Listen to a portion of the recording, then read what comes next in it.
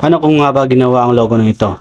So yung pinakaunang ginawa ko dito, pumunta ako sa Photoshop, tapos nagpumili ako ng ng photo na gusto kong gamitin.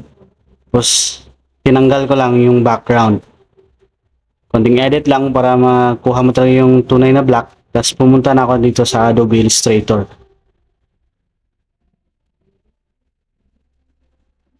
Tapos pag nakapunta ka na ng Adobe Illustrator, ang susunod mo lang gawin ay i-image trace mo.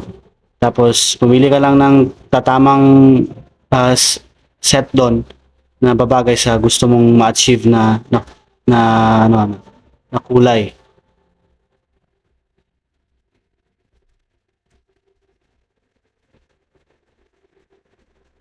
Tapos susunod mong gagawin, i-expand mo yung element na nagawa mo para pwede mo na siyang ihihiwalayin. Kasi ang mangyayari, magiging vector art na uh, yung element na ginawa mo. Tulad nito, nahiwalay ko na yung head from the body. So, depende sa inyo kung gagamitin niyo yung ibang element na nagawa niyo.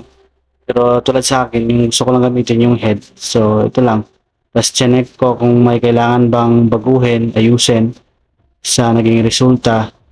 And doon sa my head na part, I decided to change a bit kasi parang may off doon.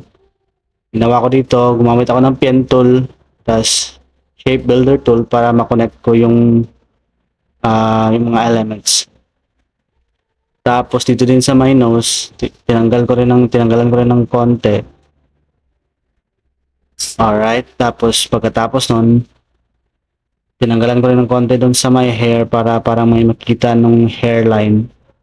Kumbaga,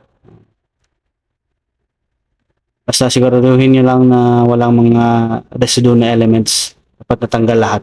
Pagkatapos yan, pipili na ako ng font na babagay sa gusto kong design. Nilagyan ko na rin ng border na circle para just to make the design more interesting.